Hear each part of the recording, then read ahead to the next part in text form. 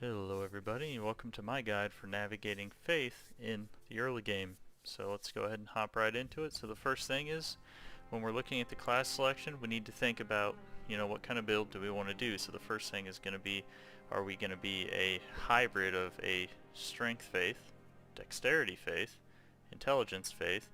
Are we going to go faith arcane? Or are we just going to be a pure faith blaster? So if you're going to go a strength faith build, then in the early game, a good option you can go for is going to be the zweihander, and then you can go grab the sacred blade ash. If you're going for a faith dex build, a really good weapon you can get early on is the winged scythe. If you're going for an intelligence faith build, the sword of night and flame is probably going to be your best bet for a weapon there.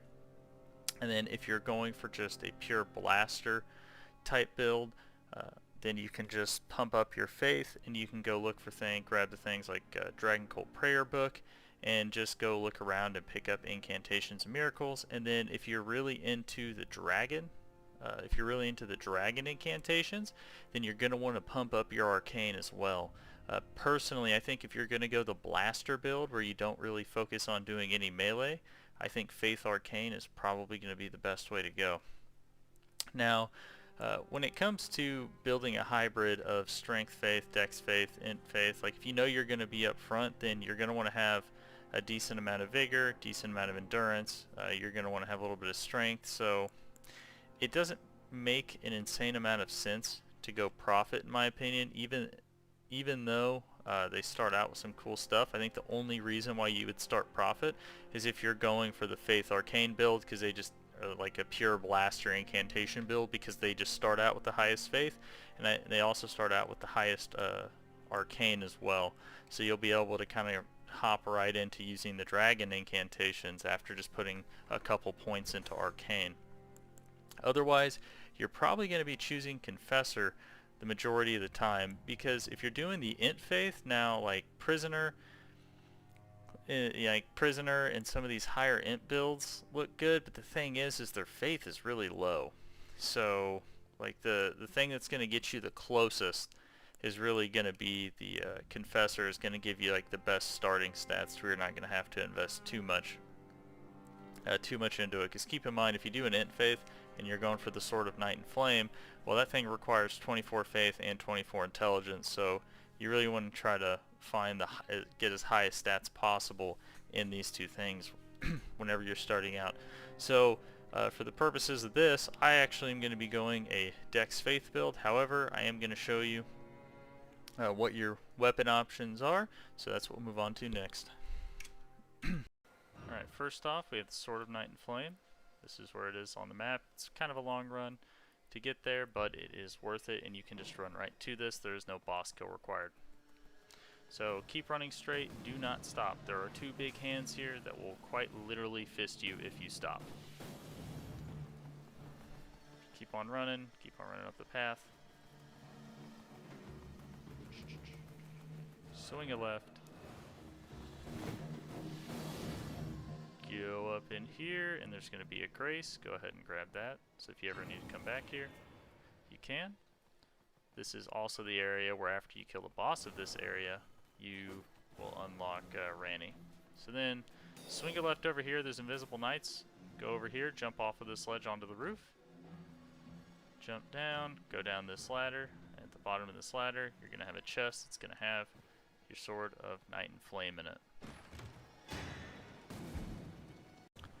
Hello, just a real quick demonstration of the sword of night and flame if you did choose that option. So it's kind of an odd weapon, is that it has two different weapon skills on it. So to activate the magic weapon skill on it, hold down on your left trigger and press your right bumper, and it's going to do a mini Comet Azure. Then if you want to use the faith part of it, you're going to hold down on the left trigger, and this time you're going to press the right trigger, and it's going to do a pretty intense little flame ability. It's a very, very good weapon. Really, really good. Really, really good AoE. If you're going to go for a strength faith build, one of your best options is going to be the Zweihander. You can find it at the Isolated Merchant Shack in the Weeping Peninsula.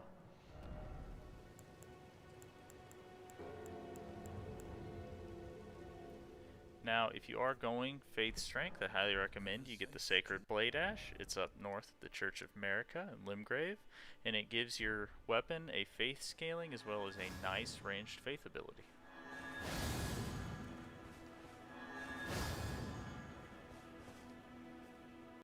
If you're looking to go Dex Faith in the early game, your best bet's going to be the Winged Scythe. It's located in some runes in the Weeping Peninsula. From the church side of Grace, just run down, hop into the runes. There's going to be 2 guys guarding it. However, you don't have to fight them if you don't want to, but they're not too difficult to fight. Open up the door, there'll be a chest inside with your Winged Scythe in.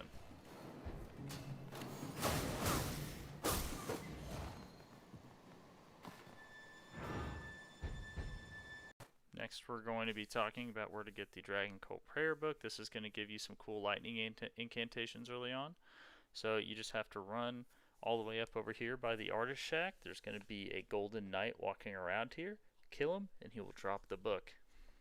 Not really not anything too crazy to worry about here. Just be careful, be a little patient. If you don't have any gear or anything yet, and you'll kill him just fine.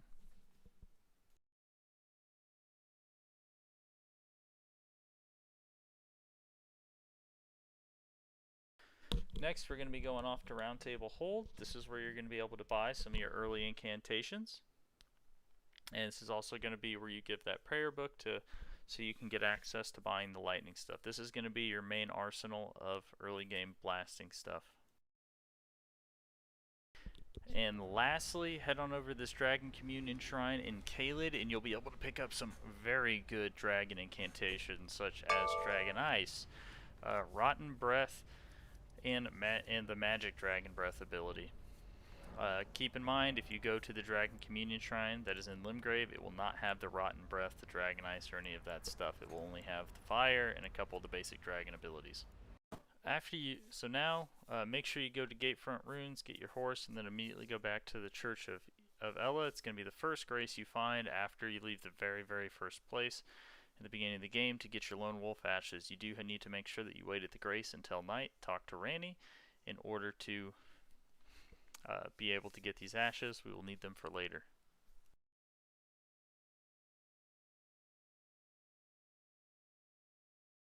Now, from the Gatefront Ruins side of Grace, we're going to run right on over here to this buggy. We're going to pick up this flail. Make sure that you level up your dexterity to 13.